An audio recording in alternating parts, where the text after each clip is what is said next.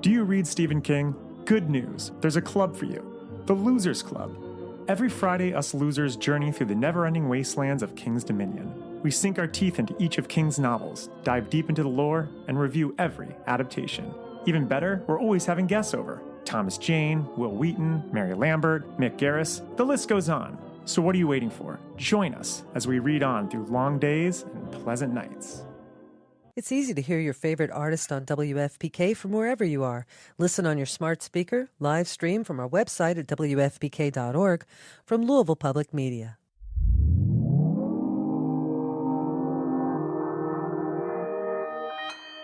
Consequence Podcast Network.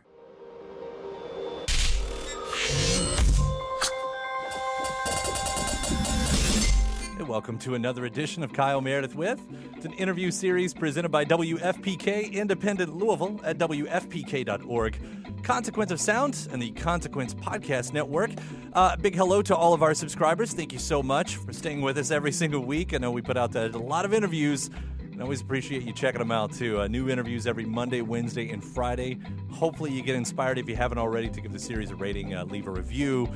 All of the stuff that you're supposed to do when you get into podcasts. If you're not a subscriber, take the chance to hit the subscribe button, for it is a great way to keep up with all of your favorite artists, what they're up to, what they've done, what they're going to do, that whole song and dance. Grab your listening device, type in Kyle Meredith With, and subscribe away. I'm Kyle Meredith. So today my guest is one of my all-time favorite artists. And I'm talking like all-time favorite artists. If you could call anyone the David Bowie of our era, at least in the idea of what that might mean, it is this guy right here. I'm talking about Beck. He's back with a brand new record called Hyperspace. This follows up the 2017 record Colors, which was a very pop record. And the thing about Beck, he sort of does one or the other a lot of the times. You get a singer-songwriter style record, or you get a cool, weird electronic record, or you get a pop record, or some version of all of that. But rare do we get a record that kind of has everything all at once. And this new record, Hyperspace, is that. And Beck and I are going to get into how the record came to sound this way. Pharrell has a lot to do with that. That is kind of his conspirator this time around. So there will be some high praise thrown to Mr. Pharrell Williams. And again, the vibe that kind of stems from them working together. This is a record for the nighttime, but it's not a party record. In fact, I'm going to talk about that. When you look at the track list, even just the track list, you're going to see words like dark places, everlasting nothing, die waiting. So I'll ask Beck, what's going on this record? What's on his mind this time around? We'll talk about life in the information age, get the story behind the first single that we heard, Saw Lightning, one of my favorite songs of the decade. And then we'll also talk about videos. Beck is known for his videos. He's made some iconic, amazing videos in his past. Hopefully, if you've checked out one of his latest videos for Uneventful Days, there are some definite nods to his past. It's not the first time he's done that, but we'll get into that appeal and what it's like being tied to visuals so strongly in people's nostalgia. And fashion. We're going to talk about fashion, because with Beck, you sort of get that. You get music, you get visuals, and then he shows up, next to the runways, and he's always got the coolest clothes on. So we're going to hear what he gets from that art form as well. So let's jump into this. We're going to talk about the brand new record called Hyperspace. It's Kyle Meredith with Beck. Hey, Kyle. I got to tell you that I think Hyperspace is easily in my probably top 3 albums that you've ever done. I'm so in love with this. Congratulations. No way. Amazing. Wow. Oh, that makes me so happy. I love the vibe. It's got this really great vibe that you're kind of featuring on this. And I was thinking, I'm here in Kentucky. We have Cage the Elephant right down the road from us in Louisville, from Bowling Green and everything, and had loved what you did with them in Night Running.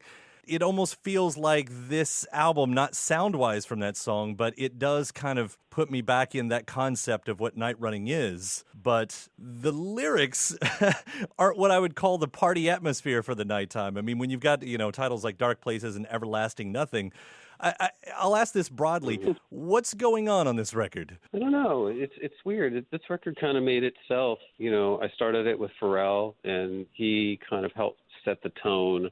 His take on what I do is he's like, you're a singer-songwriter, and, I guess maybe that's a specific term. Maybe I'm a record maker. I sort of obviously go between genres, and I kind of don't really adhere to a specific sound. But I think he, in his mind on this record, we're going to find some place between kind of what he does and a singer-songwriter thing. So it has some of that kind of introspective quality, but, with these more modern sounds. And yeah, it's kind of we worked on these songs over a number of years, and I really feel like the whole time, especially with something like, The Everlasting Nothing, it's like, what is this?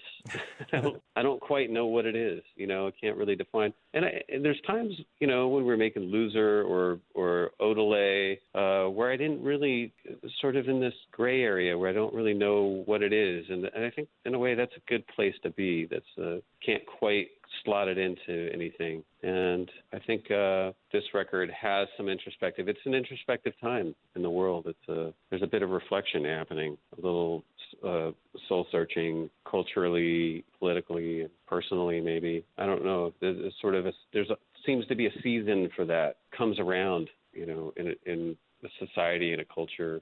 We've been in one of those moments, I think, the last few years. Maybe I'm then trying to draw those threads where they're not obvious. Even when I look at the title with Hyperspace, and I read about, how the original idea comes from sort of the escape button from an old video game. But, the idea of life in hyperspace in 2019, I mean, especially coming from the guy who named one of his records The Information, this is a time when, more information is being thrown at us than ever before, which almost makes a phrase like uneventful day be tongue-in-cheek. Exactly. We're sort of inundated, but at the same time, I feel like we've been in this moment, and I was especially feeling it last year, where we're all kind of waiting for something. I don't know if we're waiting for deliverance or for the other shoe to drop or disaster. Like there's sort of a limbo moment, and you can have that in your personal life. The sort of now what, right? Where do we go from here?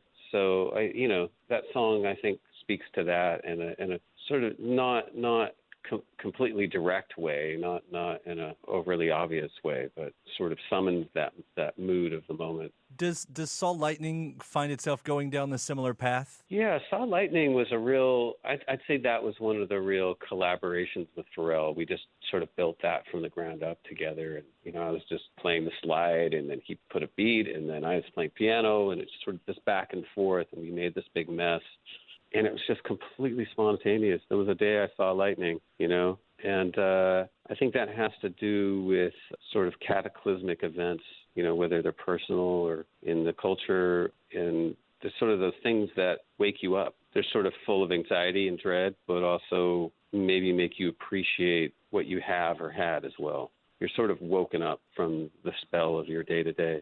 I mean, that track in itself, by the way, that's not just one of my favorite songs you've ever done. That's probably one of my favorite songs of this decade. It's been so fun to hear that.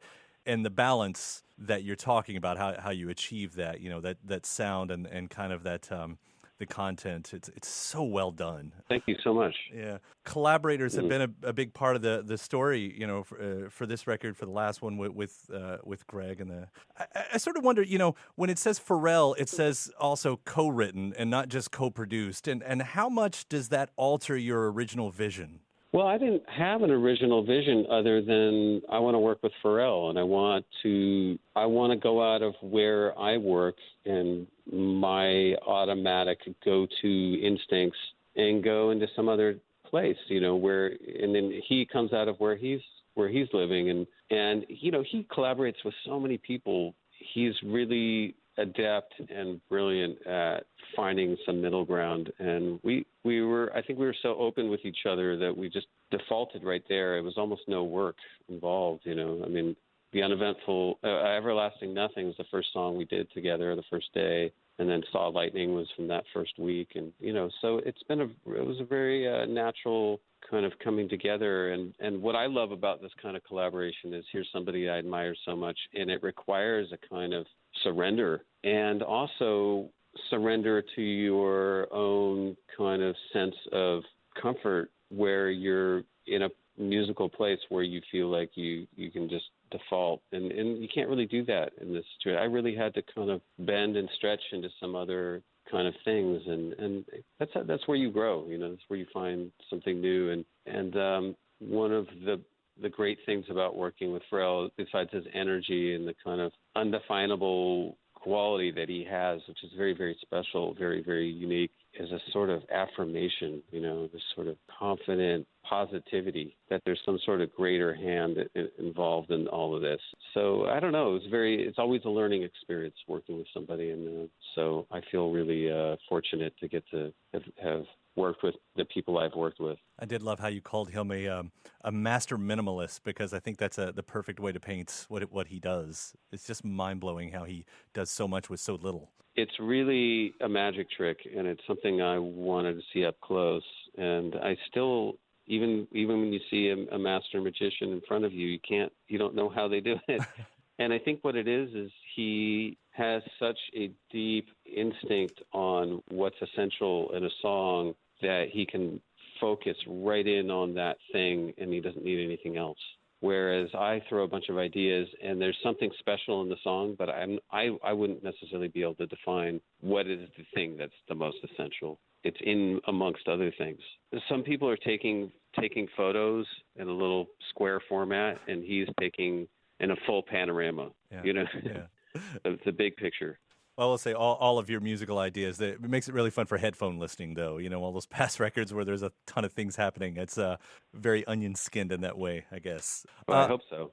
And I'll go to the lighter side, too, because Uneventful Days, the video was so cool to watch. It's not the first time that you've been self-referential in a video. There have been other times where we've seen some of your past kind of creep into those. But I started thinking, for an artist that's been so tied in, so known as sometimes as much for the images as for the music. I guess what I'm asking is kind of what that's like, if it's even present of mind, to know that there are moments of your history that's so locked in with this one fictional sort of image that we got from a TV screen. Yeah, I mean I think that's part of emerging from a time where MTV was such a presence in the culture. And in a lot of ways, it was just so unscripted. There was almost no calculation at all.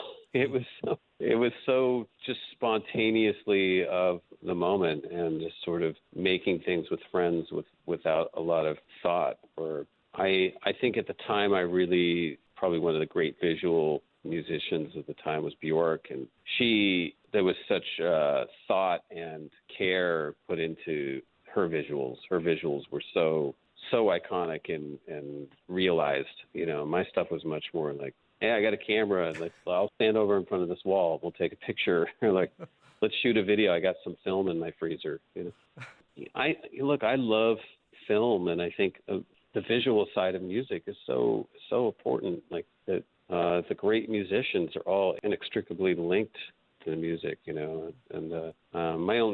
maybe I even regret not doing a film or something like that, like Prince doing Purple Rain, or the Beatles with their films, Hard Day's Night, or Don't Look Back with Dylan. Those are all these really, there's something that amplifies the music, brings these different layers to it. So hopefully we got to do a little bit of that with the videos back in the day. I mean, it's not too late to tackle any of that movie-wise. I know. Well, yeah, we could. I'm probably, it's funny. I was just in New Orleans for a week, did Voodoo Fest, and I had a friend of mine, this young guy, cameraman. We filmed a ton of stuff in New Orleans, and so maybe we'll make something with that. The album cover this time was something that I shot with a friend, and we just did it in a half an hour. And there was no record company involved, no nothing. We just hopped in my car and went down the street and took some photos and made an album cover. So there's something that's kind of going back to my roots in a way. The other side that we see, every now and then pictures, you still pop up at fashion shows, and I started thinking with a lot of artists, if it's music, maybe a lot of artists stop listening to new music, but it seems like if you're in the fashion world, it doesn't play that way. Like once you're in, you kind of stay in. And what do you get from that art form still, from the fashion art form that kind of keeps you interested? Well, it's funny. To me, I didn't grow up with money where I could go and really explore that side. Also, I kind of grew up in a period of questionable fashion, an era of fanny packs and stonewashed jeans, which, actually are quite trendy at the moment. But I grew up in going to Salvation Army and thrift stores, and so I kind of discover these treasures, suits from the 50s. And that's a lot of what I wore as a teenager. The clothes that were from the 50s and 60s. And so I think it's more that fashion is linked to music. And I have friends who part of what they do is sort of they're trying to create this world, where part of the costume has to do with music and the sort of idea that we project of fashion into music. So, I have a really, really old friend of mine did Saint Laurent for years. And, what's great is, we grew up with a lot of the same music. So he'll make those perfect boots, which is what they wore in the Velvet Underground in 1967. You could never find that boot, but now they're recreating it. So there's something, there's sort of living out that kind of fantasy in a way. But, I think fashion is I don't think there's any rules to it. I came up in a time of anti-fashion as well. Bands just wore jeans and T-shirts, and there was a beauty in that as well. But I'm a fan of the Beatles with their matching suits as well, or Hendrix in his kind of melange of juxtaposed military and snakeskin and feathers. And, they're all sort of costumes for ritual. And performing music, it's a ritual. So that's something that goes back to the earliest times of being a human. Well, I absolutely love how you put it all together, and it makes being a fan that much more interesting to seeing how you kind of work with all the art forms and how it arrives in the music.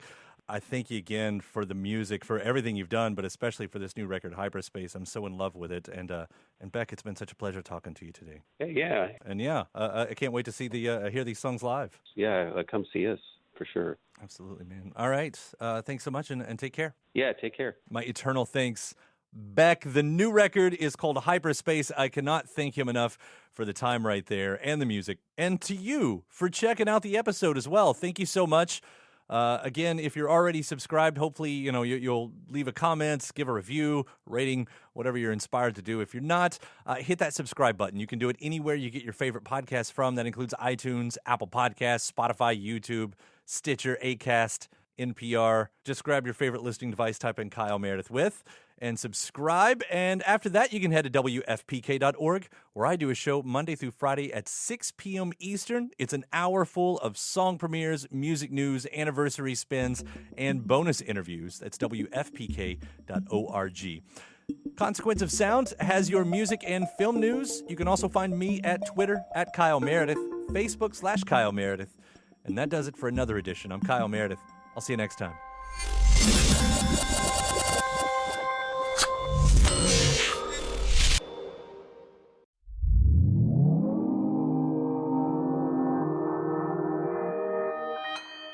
Consequence Podcast Network. Hey, if you want to grab one more question, because I feel bad I just talked about fashion almost the whole time.